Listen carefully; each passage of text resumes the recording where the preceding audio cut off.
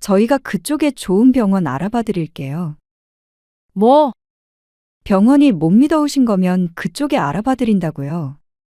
그러면 어머님, 아버님은 오래 운전 안 하셔서 좋고, 저희는 부담이 덜해서 좋잖아요. 뭐가 자꾸 부담된다는 거야? 숙소 비용이 부담된다는 거야? 아니면 우리가 가는 거 자체가 부담된다는 거야? 솔직히, 정기적으로 올라오시는 게 좀 그렇긴 해요. 뭐? 원래 병원 다니실 때 저희 집에 있다가 가셨다면서요. 그런데 자꾸만 병원 때문에 두 분 올라오시면 자연스럽게 저희 집으로 오시려고 하시니까 아니, 1년에 한두 번 병원 올라오면서 자식 한 번 보고 가는 게 그렇게 부담스러운 일이라는 거야? 어머님, 아버님은 그냥 쉬다 가시면 되겠지만 손님 맞는 입장에서는 그렇죠. 둘 다 직장인이니까요. 오늘 이야기 속 주인공은 68세 한정수 씨입니다. 그리고 그의 아들과 며느리에 관한 이야기이죠. 한 씨는 참 억울했습니다. 왜 병원에 가는 것조차 며느리의 눈치를 봐야 하는 것인지 몰랐습니다. 좀 더 나은 환경에서 검사하고 치료하고자 시골에서 서울로 올라가는 것뿐인데 그것이 부담스럽다는 며느리였습니다. 자고 가지 않겠다고 해도 싫다. 만나지 않고 돌아가겠다고 해도 싫다. 시부모가 범죄자도 아니고 반경 몇 킬로 안엔 접근 금지라도 해야 하는 건가 싶었습니다. 서울 바닥이 전부 아들 며느리의 집도 아닐진데 불편하니 병원도 시골로 다니라는 며느리가 괘씸했습니다. 그리고 거기에 동조하는 아들 또한 내 자식이 아닌 것만 같았습니다. 아들 며느리 마음 편하게 하자고 다니던 병원을 바꾸는 건 말이 안 됐습니다. 한씨 부부가 준 집에서 살고 있는 아들 며느리라면 더욱 그래서는 안 되었습니다. 오라고 해도 안 갔겠지만 적어도 그 정도 예의는 차리는 자식이길 바랐습니다. 서울까지 가서 홀대 당하고 오는 날 한씨는 결심했습니다. 그날의 일을 아들 며느리가 후회하도록 만들기로 말이죠. 한씨는 아들이 하나 있었습니다. 어릴 적부터 공부를 잘해서 서울에서 대학을 나왔고 그 뒤로 쭉 서울에서 살고 있었습니다.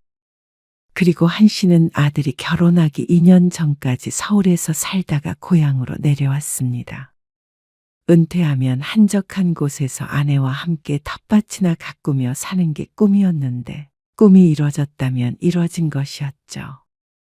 가끔 올라갈 일이 있을 때 아들을 만나고 명절엔 아들이 내려오고 그렇게 평범하게 살았습니다. 평범한 게 가장 행복한 일이었죠. 그러다가 아들이 결혼하면서 이야기가 조금 달라졌습니다. 혼수는 다 마련했어. 침대는 다음 주에 도착한대요. 그러면 끝이에요. 그래도 식전에 마무리됐네. 네, 유리가 이리저리 고생이 많았어요. 회사 다니면서 준비하느라. 그래. 수고했어. 아무튼간 싸우지 말고 잘 살아. 네. 집 감사해요. 아들이 신혼을 시작할 집은 한씨의 집이었습니다. 한씨가 고향으로 내려오기 전에 살던 집이었습니다.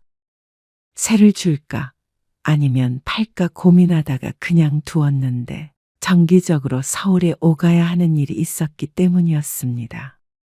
병원 가실 때는 언제든지 들르세요. 그래. 알았다. 물론 눈치 없이 병원에 갈 때마다 아들의 집에 가진 않겠지만 말이라도 고마웠습니다. 한씨는 아들에게 그 집을 신혼집으로 내주었습니다.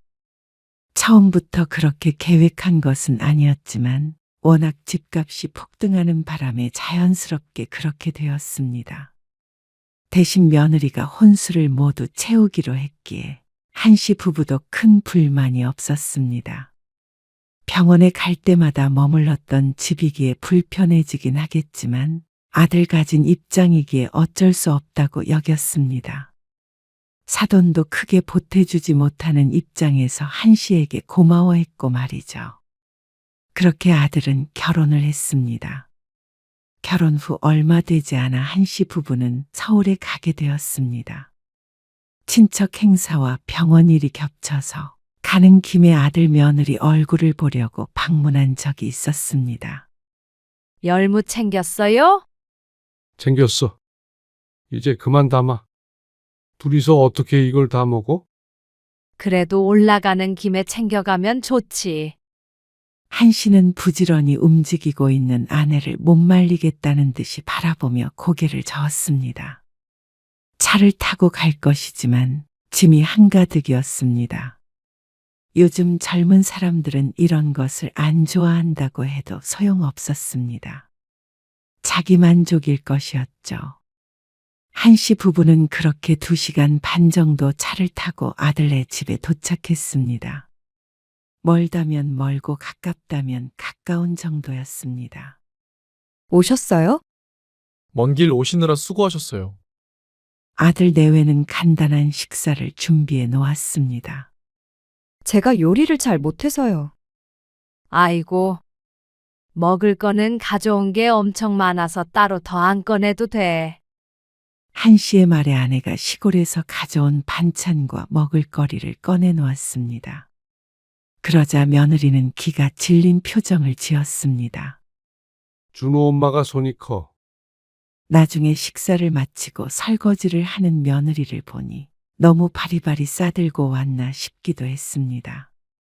그리고 머릿속에 다음부터는 이러지 말아야겠다 하고 입력했습니다. 그다지 반기는 기색이 아니었기 때문이었습니다. 주무시고 가실 거죠? 자고 가긴. 내려가 봐야지. 자고 가실 줄 알았는데. 늦었는데 운전하시게요. 아직 해도 안 졌는데 뭐. 이만 일어날게. 조심히 가세요. 간다는 말에 며느리의 안색이 지나치게 밝아지자 한씨는 조금 놀랐습니다. 아까부터 표정 관리가 쉽지 않은 모양이었습니다. 며느리와 몇 번 보지는 않았지만 그래도 싹싹하게 말도 붙여오고 했었는데 시부모와 한 공간에 오래 있는 건 불편한 모양이었죠. 다음에는 꼭 주무시고 가세요. 그래. 알았다. 글쎄 아들네 집에서 자고 갈 일이 많이 있을까 싶었습니다. 보통은 하루 자고 가긴 했지만 한씨 부부도 아들 부부의 집이 되어버린 이상 편하게 묵고 갈 생각은 들지 않았습니다. 며느리가 있으니 어쩐지 불편했습니다. 그렇게 집으로 돌아오는데 마음 한구석은 조금 씁쓸했습니다. 물론 아들 내외에게 그런 마음은 내비치지 않았지만 말이죠. 이후의 명절에도 며느리는 개인적인 일 때문에 참석하지 않았습니다. 아들 혼자 내려왔고 아들은 사과했습니다. 죄송해요. 결혼하고 첫 명절인데. 괜찮아. 저라는 건 넌데 못 오면 또 어때? 그래도요. 어머니 혼자 음식 준비하셨잖아요. 며느리가 온다고 음식 준비를 같이 할 수 있을까 싶었습니다. 명절에 음식 시켰다고 아들 내외가 이혼했다는 친구가 실제 한신의 동네에 있었습니다. 그 뒤로는 동네 사람들이 무서워서 며느리 못 부려먹겠다는 농담을 하곤 했는데 어쩐지 한씨는 그 일이 떠올랐습니다. 한씨는 아들의 사과를 들으며 또다시 씁쓸한 미소를 지었습니다.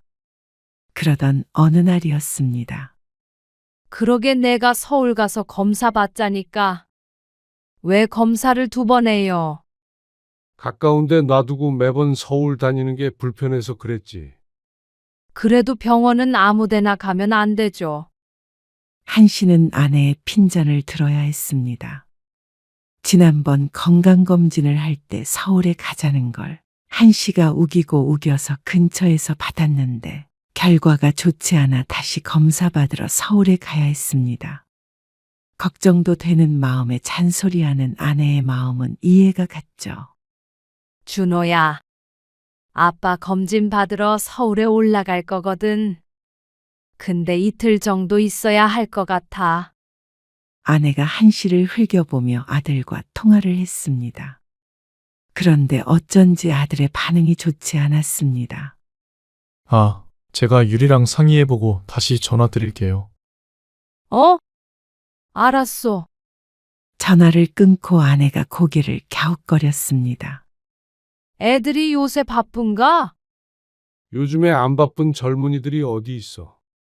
맞벌이하는 아들 부부라 바쁜 것은 당연할 것이었습니다. 그래서 서울에 간다고 연락하는 것도 조금 마음에 걸리긴 했습니다. 자는 것도 그냥 병원 근처에 숙소 구하자고. 아들 집 놔두고 왜 숙소를 구해요? 불편할 거 아니야. 나는 괜찮은데? 늘 지내던 집인데 뭐가 불편해요? 아니, 우리 말고 준호네가 불편하겠지. 에이, 밥 한 끼 같이 먹고 잠만 자고 나오면 되죠. 며느리는 부담되지 않겠어?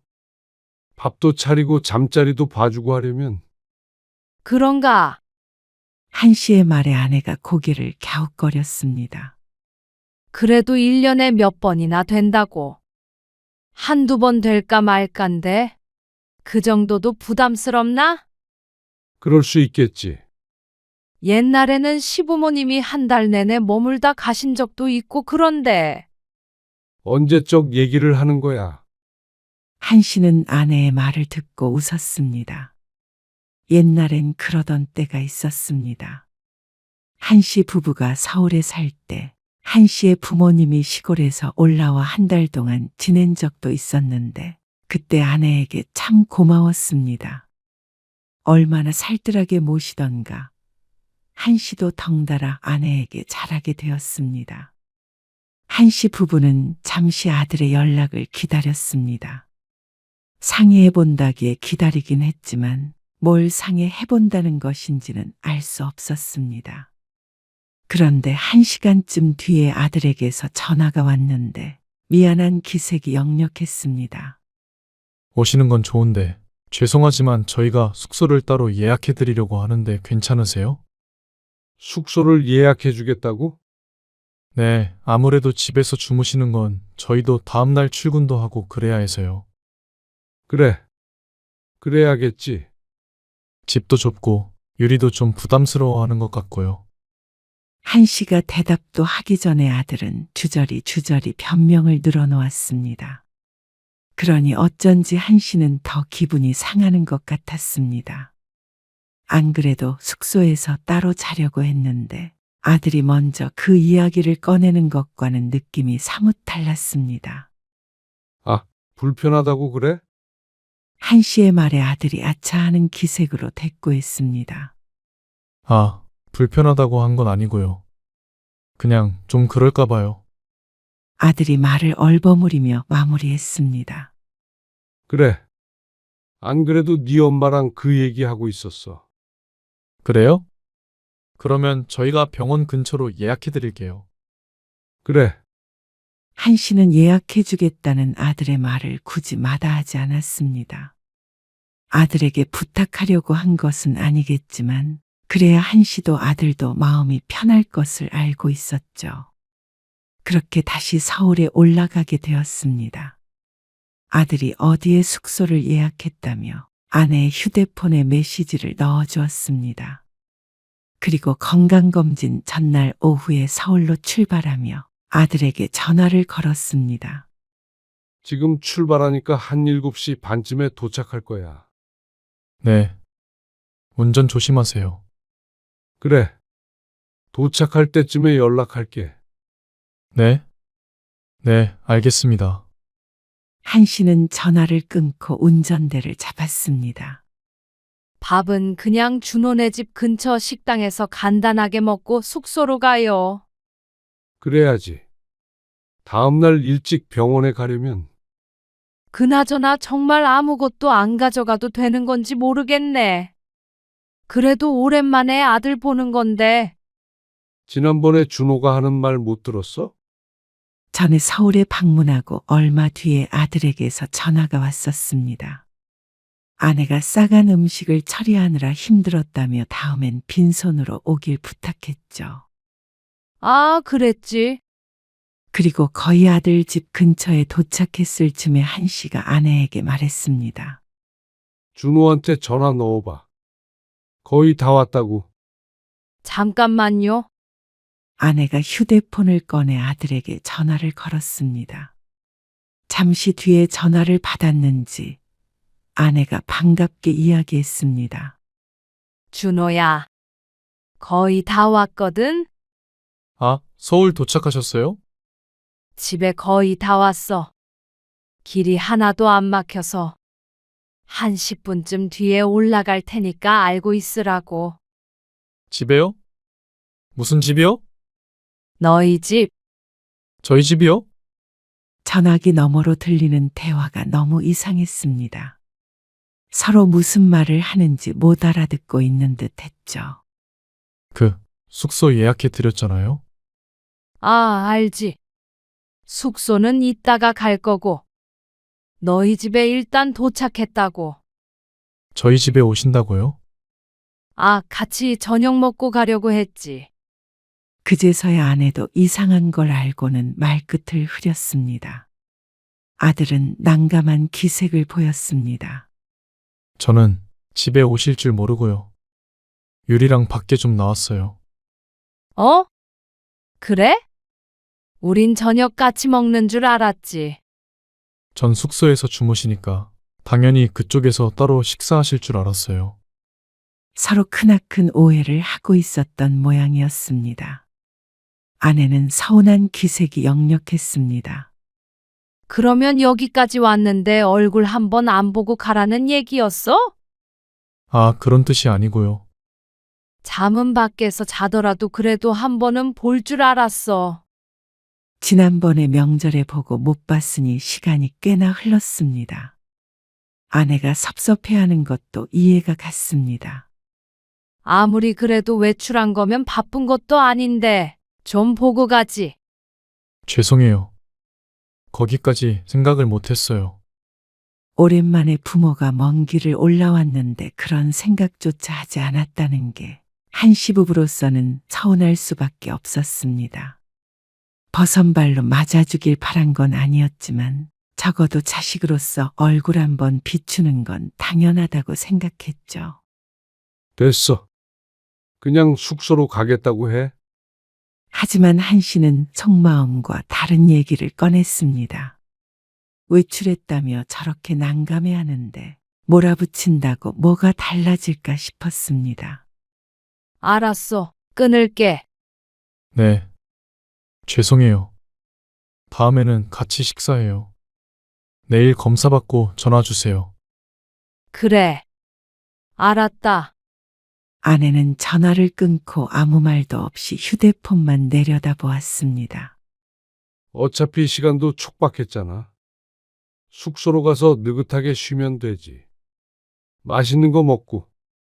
한씨가 그런 아내를 위로하듯이 말했습니다. 자식은 결혼하면 남이 된다는 얘기는 들었어도 요즘처럼 내 아들이 멀게 느껴진 적이 없어요. 어쩌겠어. 준호도 자기 가정이 생긴 건데. 언제까지 부모 생각만 하면서 살아. 아무리 그래도 아내의 말은 이해가 갔습니다. 1년 전에 서울에 방문한 뒤로 명절 때를 제외하고는 아들은 볼 수 없었습니다. 지난번 아내의 생일에는 생일인 것도 있는 바람에 전화 한 통 받지 못했고 말이죠. 전화도 한 달에 한 번 통화를 하면 많이 한축에 속했습니다. 그마저도 바쁘다며 통화가 1분 이상 지속되기도 힘들었죠. 그러니 하나밖에 없는 자식이 멀게 느껴질 수밖에 없었습니다. 며느리는 더했습니다.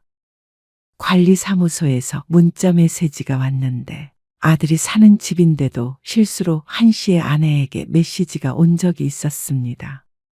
그래서 알려주려고 아들에게 전화해서 안 받길래 며느리한테 전화를 했더니 며느리도 받지 않았습니다. 나중에 부재중 통화 표시를 보고서도 전화를 주지 않았고 뒤늦게 아들하고만 짧게 통화하고 말았습니다. 결혼하고 아들은 멀어졌지만 며느리는 더욱더 먼 존재였죠.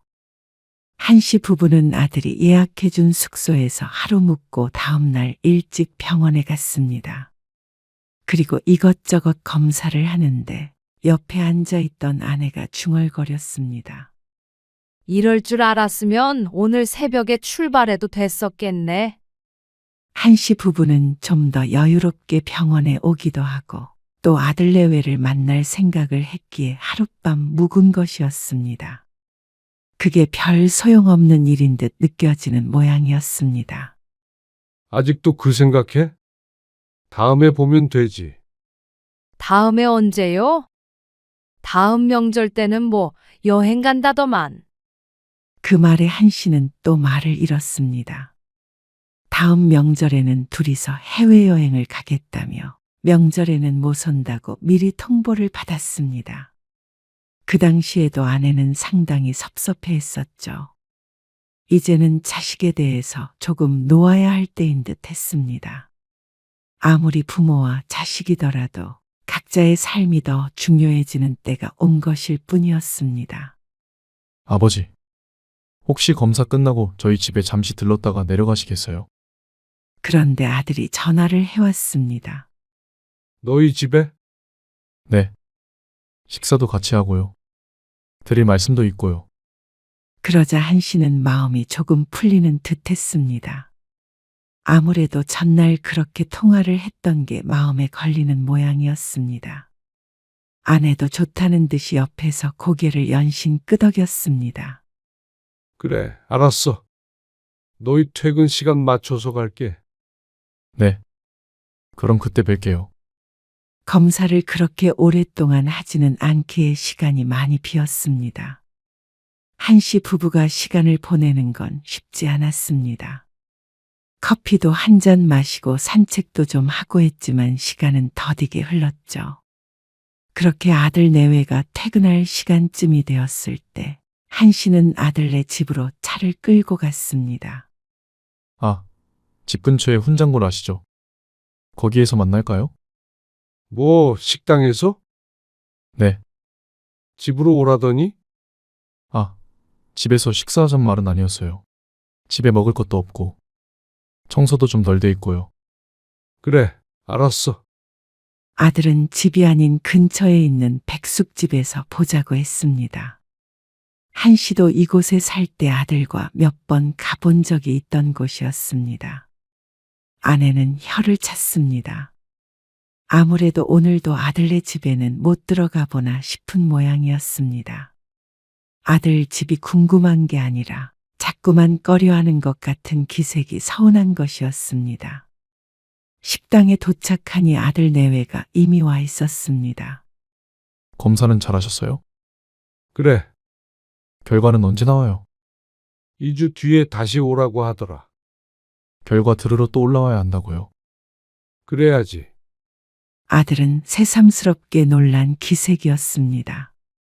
작년에도 그렇고 그 전에도 그렇고 늘 그래왔었는데 잊은 사람처럼 말이죠. 왔다 갔다 힘드시겠어요. 자주 그러는 것도 아닌데 뭘. 그런데 아들은 한씨의 말을 듣고는 무언가 말할 듯 말 듯 망설였습니다. 안 그래도 그것 때문에 드릴 말씀이 있어서요. 메뉴가 나와서 차려졌지만 아들은 젓가락을 들지 않았습니다.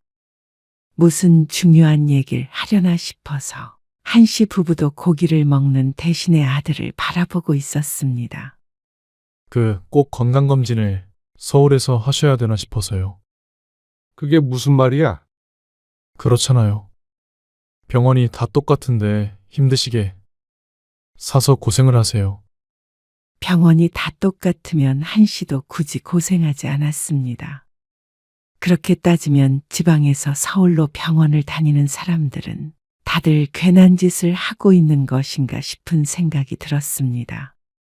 그래도 다니던데 다니는 게 좋고. 아무래도 시골 병원이랑은 다르지. 고향으로 내려가기 전에 늘 다니던 병원이었습니다. 그게 아니더라도 서울에서 손에 꼽히는 병원이기에 믿음도 있었고 말이죠. 에이, 시골이라고 해도 조금만 나가면 큰 병원 많잖아요. 그리고 그런 병원 의사들도 다 서울에서 졸업한 의사들이죠. 이번에 그래서 검사해봤더니 결과가 안 좋다니까. 그래서 자세히 보려고 온 거잖니. 자세히 보는 건 거기 있는 큰 병원에서도 할 수 있지 않아요? 30분만 가면 진짜 큰 병원 있던데. 아들은 무척 집요하게 굴었습니다. 서울 병원과 왼수 진 것도 아니고 한씨가 아들에게 병원에 데려다 달라고 한 것도 아닌데 왜 이러나 싶었습니다. 말은 엄마 아빠 힘들까봐 그렇다는데 그게 아닌 듯 했죠. 됐어. 건강이 가장 중요한데 검사를 대충 할 수는 없지. 그게 아니고요. 자꾸 이렇게 올라오시면 저희도 좀 부담스럽기도 하고. 부담스럽다니? 이번에도 당연히 저희 만나고 가시려고 하셨잖아요. 그게 부담스러워? 밥 한 끼 먹는 게? 그렇다기보다는 하루 묵고 가시는데 밖에다가 숙소 얻어드리는 저희 마음도 편치 않기도 해요. 왜? 너희 집에서 자는 것보다는 낫지 않아? 한씨의 말이 아들의 정곡을 찌른 듯 했습니다. 아들은 헛기침을 마구 했습니다. 그러자 옆에 있던 며느리가 한마디 보탰습니다. 저희가 그쪽에 좋은 병원 알아봐 드릴게요. 뭐? 병원이 못 믿어오신 거면 그쪽에 알아봐 드린다고요. 그러면 어머님 아버님은 오래 운전 안 하셔서 좋고 저희는 부담이 덜해서 좋잖아요. 일석이조라며 웃는 며느리의 어이가 없었습니다. 뭐가 자꾸 부담된다는 거야? 숙소 비용이 부담된다는 거야? 아니면 우리가 가는 것 자체가 부담된다는 거야? 솔직히 정기적으로 올리오시는 게 좀 그렇긴 해요. 뭐? 원래 병원 다니실 때 저희 집에 있다가 가셨다면서요. 그런데 자꾸만 병원 때문에 두 분 올라오시면 자연스럽게 저희 집으로 오시려고 하시니까. 아니, 1년에 한두 번 서울 올라오면서 자식 한 번 보고 가는 게 그렇게 부담스러운 일이라는 거야? 어머님 아버님은 그냥 쉬다 가시면 되겠지만 손님 맞는 입장에서는 그렇죠. 둘 다 직장인이니까요. 맞벌이하면 부모도 못 만나고 사는 건가 싶었습니다. 말도 안 되는 소리에 기가 찼습니다. 그러면 안사돈도 한 번도 안 오신다는 말이야? 그러자 며느리가 잠시 할 말을 잃은 듯 입을 꼭 다물었습니다. 지난번에 아들과 통화할 때도 그렇고 지지난번에도 그렇고 안사돈이 아들 집에 왔다 간 것을 뻔히 알고 있었습니다. 그래서 더욱 괘씸했습니다. 자식 입장에서 부모 방문이 부담스러워서 그렇다고 해도 이해가 가지 않겠지만 그 부담스럽다는 게 시부모만을 뜻한다면 그건 얘기가 완전히 달라졌습니다.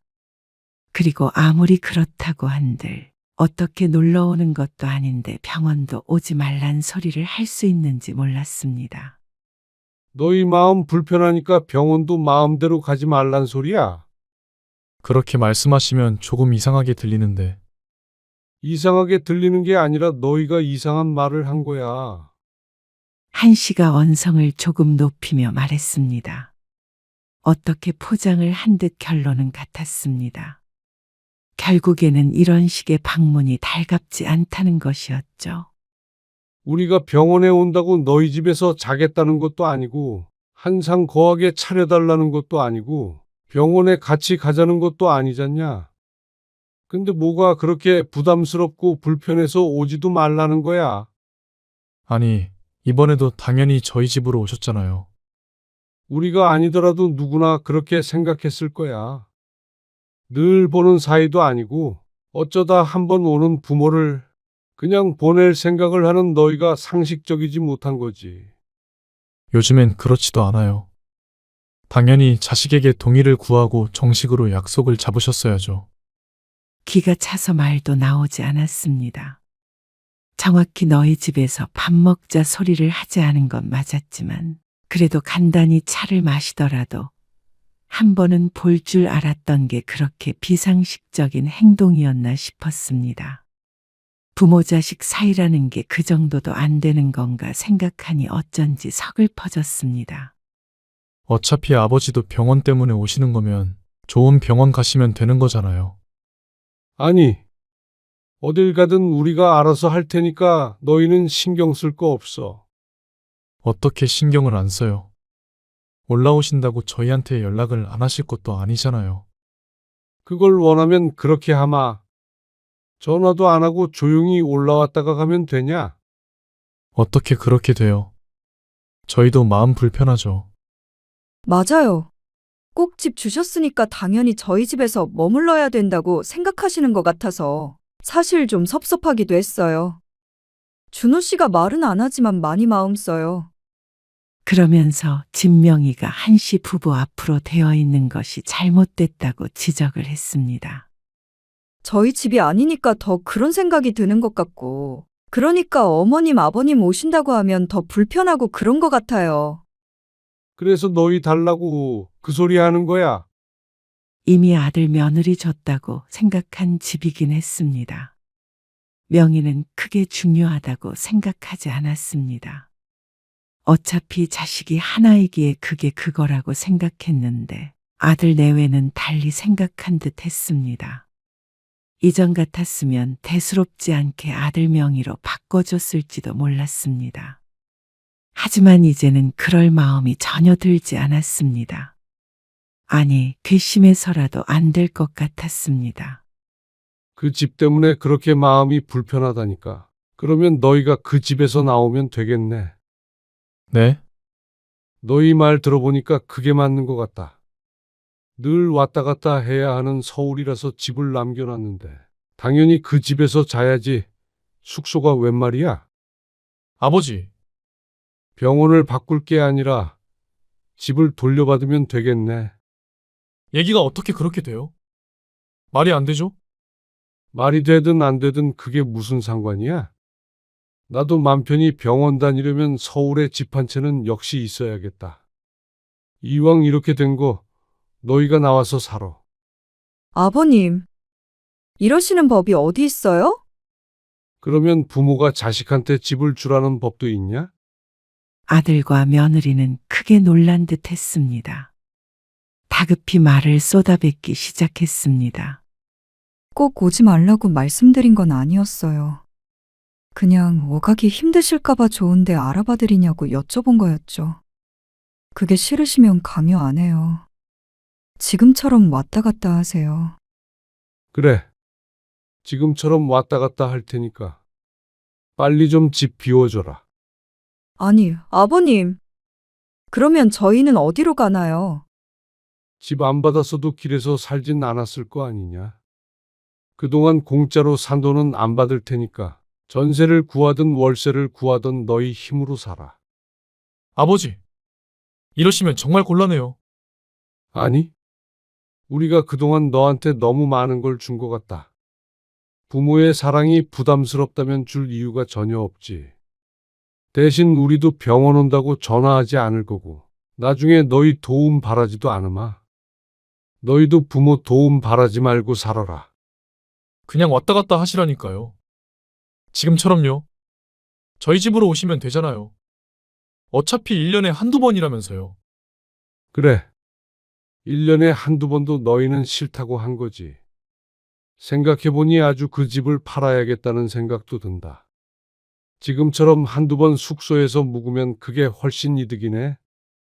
그러고는 식사도 하지 않을 채 자리에서 일어났습니다. 아들 내외는 다급히 붙잡았지만 한씨 부부는 그 손을 뿌리쳐 버렸습니다. 그리고 당장 집으로 내려오는 길에 당장 부동산에 전화해 집을 내놨습니다. 그렇다고 마음이 편한 건 아니었지만 지금 하는 꼴을 보니 나중에 부모가 더 늙고 아프면 챙겨줄 자식이 아니었습니다. 그렇다면 그런 자식에게 집을 물려주느니 부부의 노후를 스스로 챙기는 게 현명할 듯 했습니다. 부모의 도움으로 편히 산 것은 모르고 조금도 불편한 게 싫다면 한씨 부부도 그런 자식을 챙길 이유가 없었습니다. 한씨 부부는 정말로 집을 매매해버렸습니다. 그리고 잔금날 아들 내외는 그 집을 나와야만 했습니다. 원망 가득한 음성으로 한씨에게 전화를 걸었지만 한씨는 차갑게 전화를 끊었습니다. 아들 내외는 뒤늦게 땅을 치고 후회했지만 이미 늦었죠.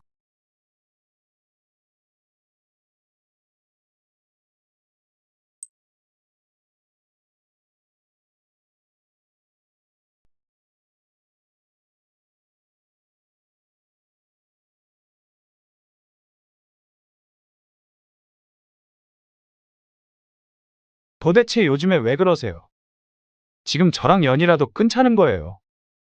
연을 왜 끊어? 그렇잖아요. 지금 하고 계신 행동들이 사람 기다리게 해놓고 갑자기 못 오신다 그러면 어떡해요? 그러면 진작에 좀 알려주시던가요.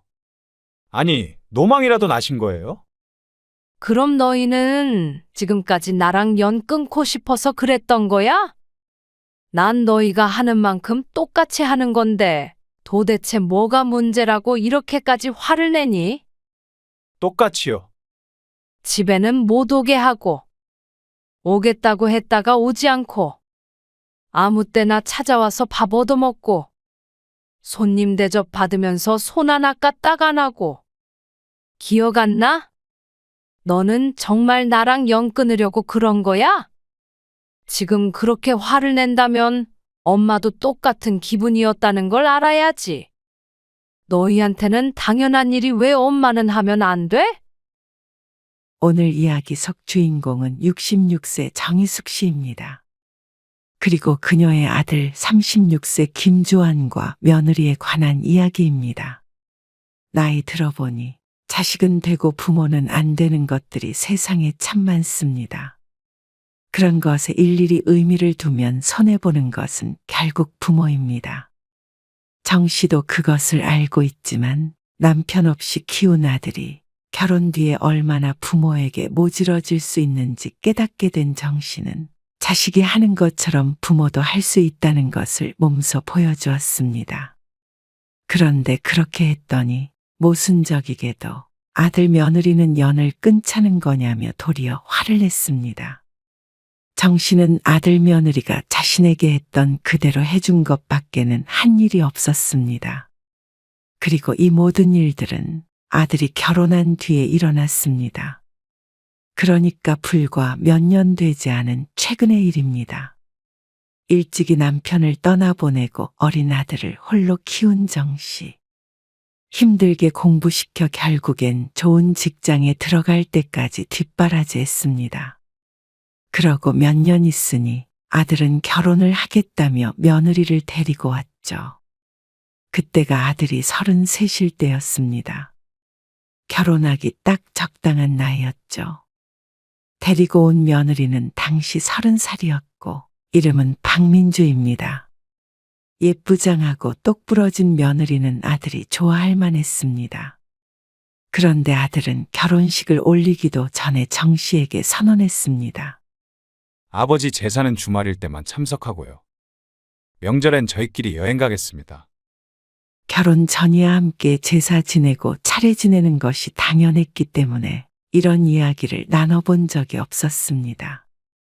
정 씨가 당황스러워할 만도 했죠. 명절은 그렇다 치더라도 아버지 제사엔 와야지. 남편의 제사가 우연히 겹쳐 주말에 있을 확률이 얼마나 될까 생각해 보았습니다.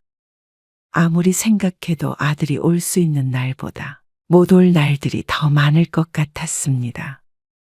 평일에는 퇴근하고 와야 되는데 무리하게 와서 제사 지내고 다음날 또 출근하고 그런 거 너무 힘들 것 같아요. 다른 사람 제사도 아니고 아버지 제사잖아. 그래도 저도 제 생활이 있는 거잖아요. 그리고 그런 거 다 며느리들 못 살게 구는 문화예요. 누가 며느리도 데리고 오라던?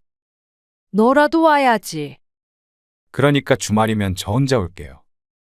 어쨌거나 민주랑 다 상의한 뒤에 말씀드리는 거니까 엄마가 저희 의견에 좀 따라주세요.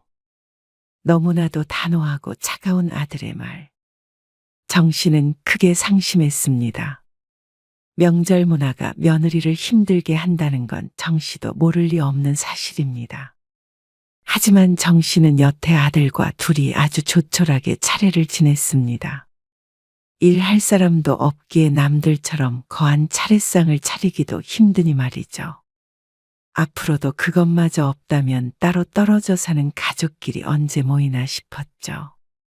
그렇지만 명절에 오지 않는 것까지는 젊은 사람들의 풍습이구나 하고 웃어넘길 수 있습니다.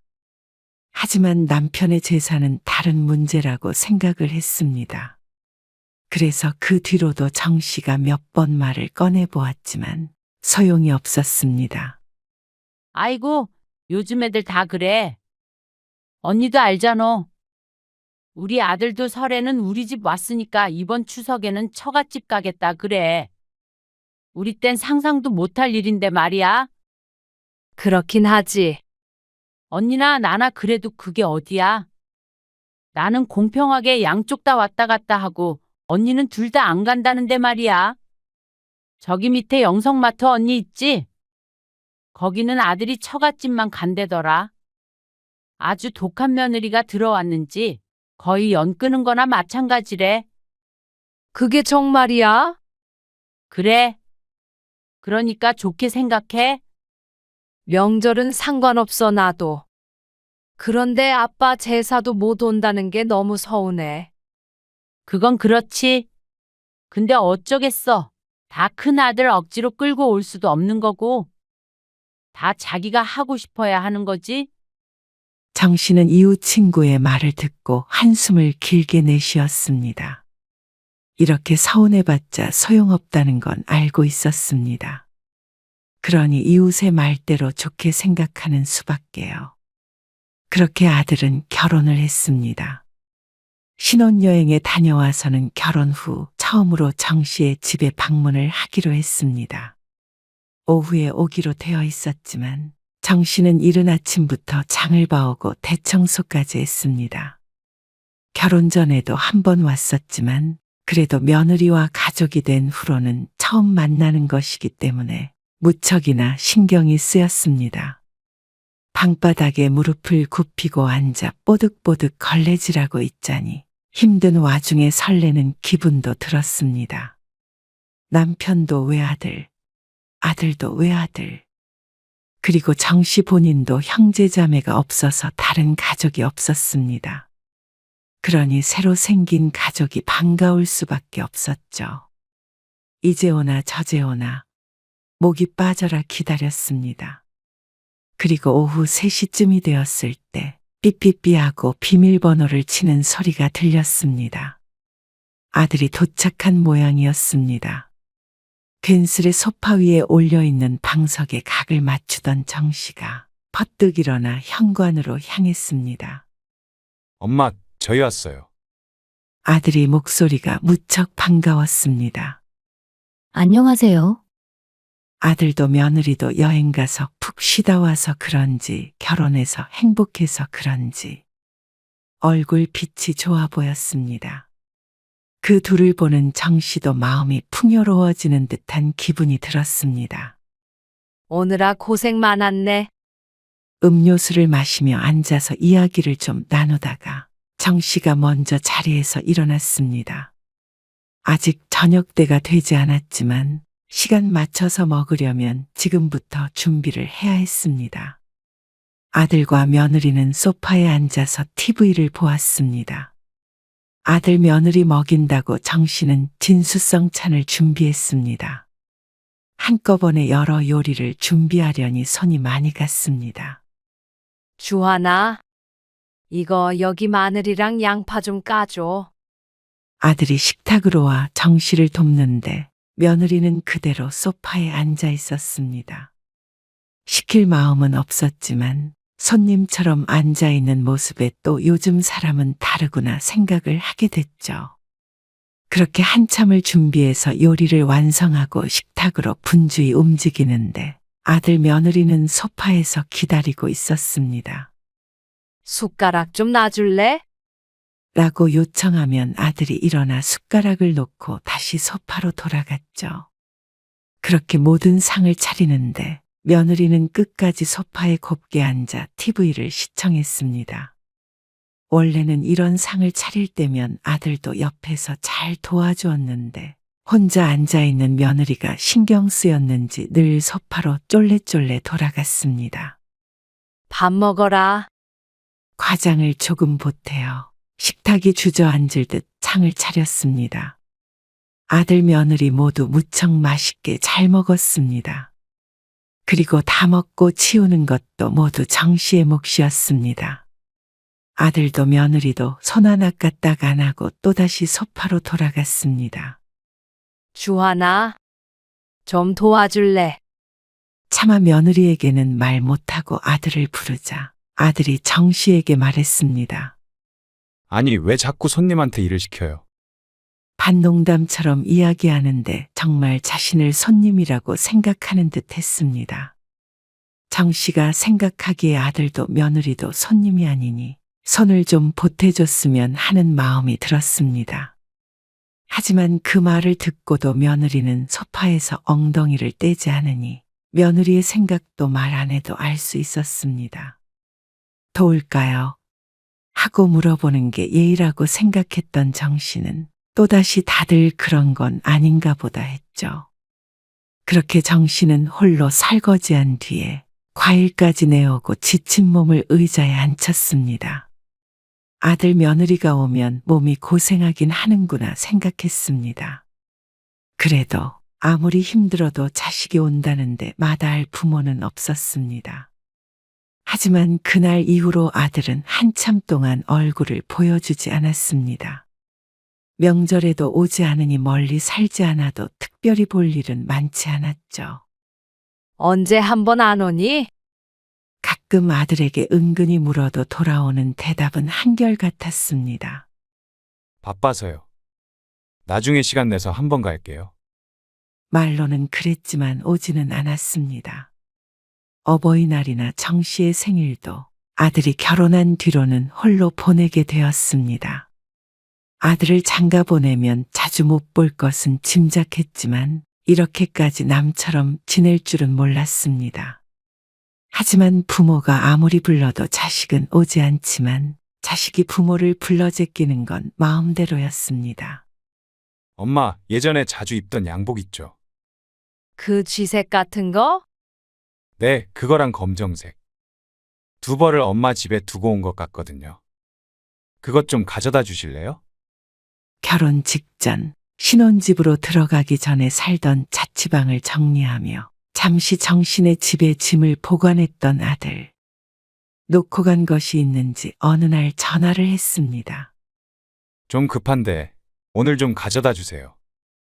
퇴근해서 가지고 가면 안 돼? 반대 방향이잖아요. 오늘 좀 늦게 끝나서요. 오늘은 아들도 며느리도 일이 늦게 끝난다며 부탁했습니다. 그래서 정 씨가 아들 퇴근 시간에 맞춰 가져다 주기로 했습니다.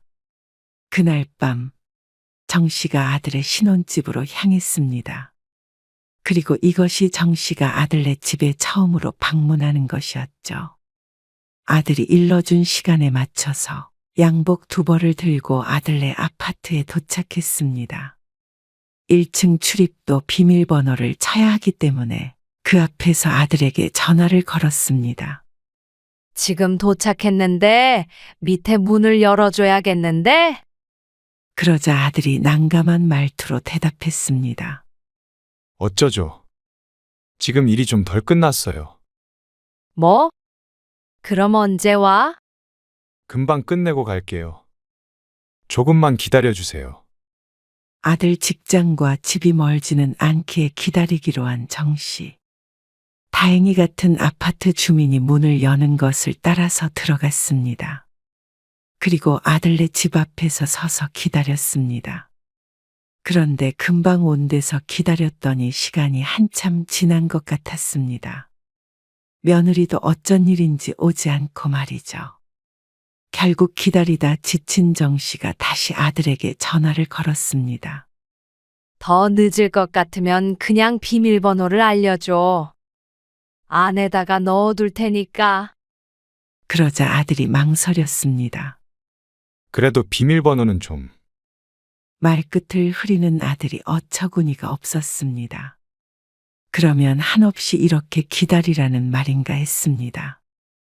남도 아니고 엄마한테 비밀번호도 못 알려줘? 내가 또 언제 너희 집에 온다고. 민주가 싫어하죠. 며느리를 들먹이며 계속해서 비밀번호를 알려주지 않는 아들에게 화가 났습니다. 날도 덥고 다리도 아파서 더 이상은 기다릴 수가 없었습니다. 그냥 문 앞에 두고 갈게. 바닥에요? 그럼 어떡하니? 그러자 아들이 망설이면서 말했습니다. 그냥 집 안에다가 넣어두고 가세요. 알았어. 비밀번호 뭐야? 지금 문 앞에 있어. 그러자 아들이 자신의 생일이라고 말해 주었습니다. 정 씨는 비밀번호를 누르고 들어가서 집안은 살펴보지도 않고 소파 위에 양복을 올려두었습니다. 그리고는 그대로 뒤를 돌아 나와 버렸습니다. 놓고 간다. 이렇게 아들에게 문자 메시지도 보내고 집으로 돌아왔는데 기분이 상하는 건 어쩔 수 없었습니다. 비밀번호가 뭐라고 빈정이 상하나 싶을 수 있지만 아들은 아무 때나 비밀번호를 치고 들어오는데 짐을 들고 기다리는 자신에게는 알려줄 수 없다는 게 속상했습니다. 그래서 그 다음부터는 의도적으로라도 아들네에는 가지 않았습니다. 안 가면 비밀번호고 뭐고 서운할 일도 없었습니다. 그런데 아들도 잘 오지 않고 자신도 가지 않으니 이렇게 조금씩 멀어지는가 싶었고 부모 자식이 참 먼 사이구나 했습니다. 아무래도 아들도 며느리가 아직 자식이 없어서 부모 마음을 몰라주나 싶었습니다. 그러다가 1년쯤 뒤에 며느리가 남자아이를 낳았습니다. 아이는 천천히 갖겠다는 소리에 전혀 기대를 하지 않고 있던 정 씨는 무척 기뻐했습니다. 그렇지만 그런 기대가 무색하게 손자가 태어난 뒤로도 아들네와는 그다지 교류가 없었습니다. 아니, 오히려 손자가 생기니 더 그랬죠. 애기 데리고 한 번 못 오지? 그렇죠. 애 데리고 어디 가려면 너무 번거로워요. 챙길 짐도 많고요. 내가 가는 건? 나중에요. 연락드릴게요. 그러니. 알았다. 아이가 더 어릴 때도 처갓집에 자주 방문했던 것을 아는 정 씨는 아들에게 또다시 섭섭한 감정이 들었습니다. 아들 며느리가 오면 손 하나 까딱 안 하게 하는 것은 정 씨도 마찬가지였는데 자신은 며느리의 친정엄마가 아니니 불편하다는 이유로 거의 오지 않았습니다. 시어머니가 설 자리는 없는 듯 했습니다. 그건 아이가 생기기 전이나 후나 다를 게 없었죠. 그러다가 아들에게 크게 실망을 한 때가 바로 얼마 뒤에 생겼습니다. 아들이 결혼한 해와 그 다음에는 남편의 제사가 평일이라 정씨 혼자 치러야 했습니다. 그런데 이번에는 주말이라 아들이 올 수 있는 날이었죠. 주말에 아버지 제사인 건 알지? 아, 일요일이죠. 아들이 미적지근한 반응을 보였습니다. 주말엔 온다고 했잖아. 정 씨가 말하자 아들이 대답했습니다. 다음 날 출근해야 되니까요. 알겠어요. 갈게요. 아무리 아들에게 서운해도 남편의 제사였습니다. 남편도 아들을 보고 싶어 하지 않을까 싶었고, 그리고 아들도 남편을 잊지 않았으면 하는 마음이 있었습니다. 그렇기에 아들의 꺼림직한 반응에도 정 씨는 모른 척 했습니다. 진짜로 오기 싫어서 그러는 것인지, 자신이 색안경을 끼고 보는 것인지는 모르겠지만, 아니길 바랄 뿐이었습니다. 일요일 밤이 되었을 때, 정 씨는 제사상을 차리고 아들을 기다렸습니다. 제사상이라고 해도 남으면 먹을 사람이 없기 때문에 무척 소량을 준비했죠. 금방 오니?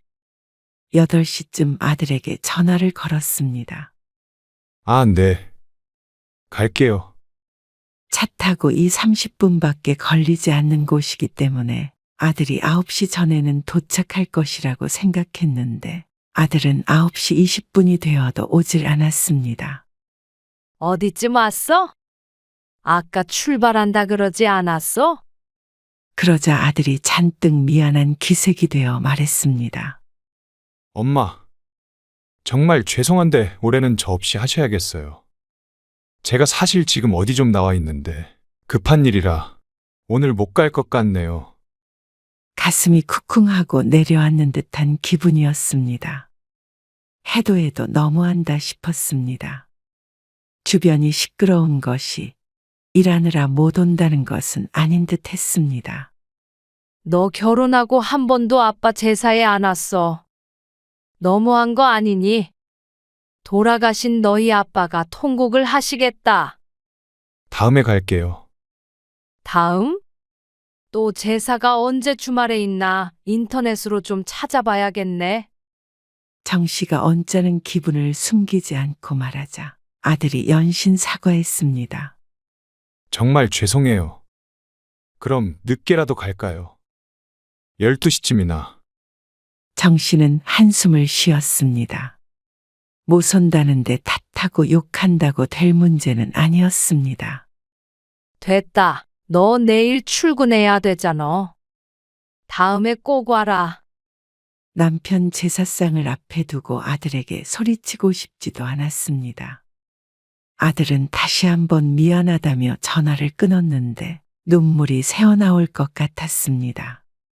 아들을 결혼시키면서 정작 아들을 떠나보낼 마음의 준비는 제대로 하지 못했던 것 같았습니다. 이제서야 정말로 실감이 났습니다. 마음 편해지는 길은 정 씨도 이제 아들에게 신경을 끄는 것이었습니다. 하지만 어리석은 줄 알지만 그럼에도 자식 일이라면 쉽게 외면하지 못하는 것이 부모 마음이었습니다. 누군가 미련하다고 손가락질해도 어쩔 수 없었습니다. 자기 자식 문제라면 어느 누구도 쉽게 손가락질 할 수 없을 것입니다. 그러니 정 씨는 제사 때 그렇게 눈물을 훔쳤음에도 불구하고 한 달 뒤쯤 또 김치통을 들고 아들네 집 앞에 서 있었습니다. 처갓집에서 꼭 그 김치가 먹고 싶다고 그러고 아들은 도저히 들릴 시간이 안 된다 그러니 집에서 놀고 있는 정 씨가 오는 수밖에요. 그런데 아들은 약속 시간을 잊은 것인지 잠시 어딜 나간 것인지 모르겠지만 초인종을 눌러도 나오질 않았습니다. 전화도 받지 않고 말이죠. 정 씨도 더는 못 기다리겠다 싶었습니다. 그래서 그냥 문 앞에 두고 가려는데 한층에 내 집이나 있어 조금 신경이 쓰였습니다. 누가 가져갈 수도 있고 복도의 냄새도 날 것 같았습니다. 에이, 모르겠다. 집안에 그냥 놓고 가자. 정 씨는 아들 집 비밀번호를 눌렀습니다. 그러자 경고음이 들렸고 문은 열리지 않았습니다. 다시 한번 쳐보려는데 아들에게서 마침 전화가 왔습니다. 아, 엄마. 벌써 오셨어요? 정확히 약속 시간에 도착했는데 벌써 왔냐는 아들의 말에 헛웃음이 나왔습니다. 초인종 눌러도 없길래 비밀번호 쳐봤는데도 문이 안 열리네. 그러자 아들이 말했습니다. 왜 묻지도 않고 집에 들어가려고 하세요? 물론 그게 잘한 행동은 아니지만 전화도 안 받고 집에도 없는 아들의 잘못이 더 크다고 생각했습니다. 어떻게 그럼? 얼른 이거 놓고 갈게. 또 알려달라고요? 그러면 또 바꿔야 되잖아요. 내가 여기 다시 올 일이 뭐가 있다고 그래? 그래도 이렇게 비밀번호 치고 막 드나드는 거 좀 그래요.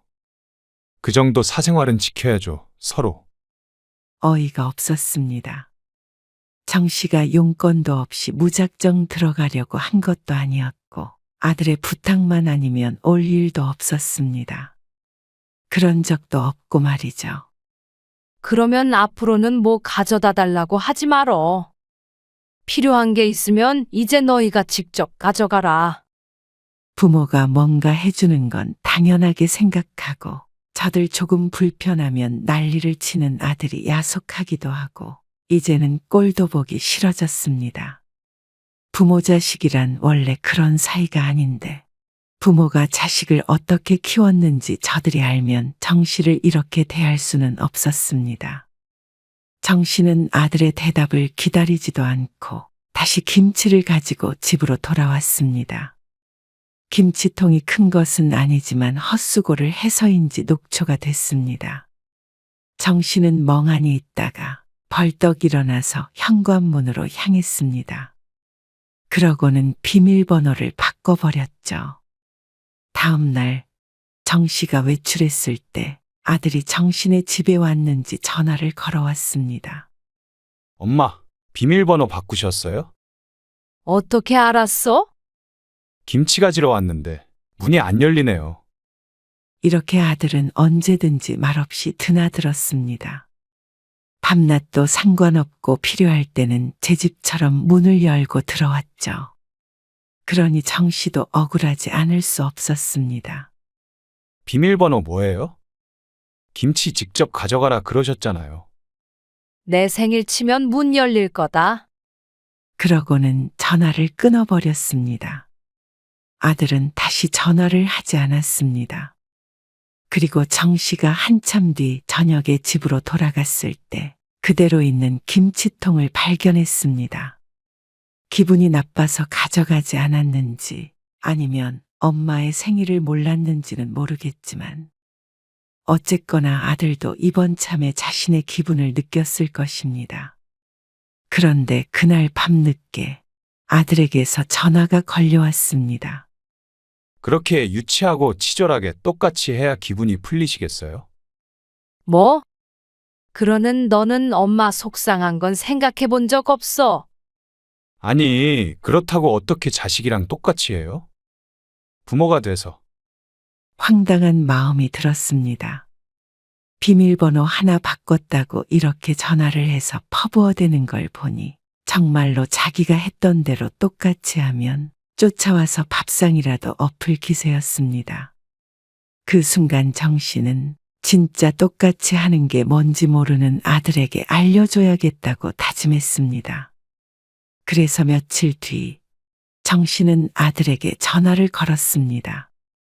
오늘 애기 보러 좀 갈게. 네? 오늘이요? 아들이 당황해서 말했습니다. 그래. 내 손자 내가 본다는데 뭘 그렇게 놀라? 그러고는 무작정 아들네 집으로 찾아갔습니다. 정말 어쩐 일이세요? 한 번도 이런 일이 없기 때문에 아들이 놀라서 물었습니다. 어쩐 일이긴? 우리 손주도 보고 너희한테 저녁이나 한 끼 얻어먹고 가려고 그러지. 그리고는 소파에 눌러 앉았습니다. 며느리도 정 씨의 눈치를 보고 있었습니다. 뭐해? 어서 밥해라. 배고프네.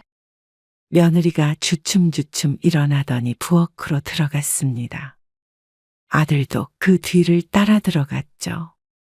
둘이 무슨 대화를 나누건 신경 쓰지 않고 TV도 보고 손자도 보며 기다렸습니다. 그리고는 밥 다 차렸다는 말을 듣고 어슬렁어슬렁 부엌으로 갔죠. 앉아서 차려진 밥상을 받아먹고 다시 소파에 가서 앉았습니다. 치우는 것도 아들 며느리 몫이었고 정씨는 그쪽으론 눈길도 안 돌렸습니다. 마침 TV에선 정씨가 좋아하는 드라마를 방영하고 있었습니다. 그렇게 상을 다 치우고 거실로 나온 아들 며느리가 불편한 기색을 보였습니다. 딱 봐도 정씨가 언제쯤 가려나 하고 눈치를 보고 있었습니다. 대놓고 쳐들어오니 오히려 아들도 아무 말도 못했죠. 진작에 이렇게 살 걸 하는 후회가 됐습니다. 그러고도 과일도 얻어먹고 차도 한 잔 얻어먹은 뒤에 밤늦게 아들 집을 나섰습니다. 그런 정씨를 아들이 쫓아나왔습니다. 왜 이러시는 거예요? 가만히 앉아서 며느리가 차려준 밥 드시러 오셨어요? 손님으로 와서 밥 한 끼 얻어먹을 수도 있는 거 아니야? 엄마가 무슨 손님이에요? 왜 심술을 부리세요? 나한테 너희가 손님이면 나도 너희한테 손님이잖아. 그리고 밥 한 끼 얻어먹는 게 무슨 심술이야? 정씨는 흥하는 소리를 내고는 집으로 돌아왔습니다.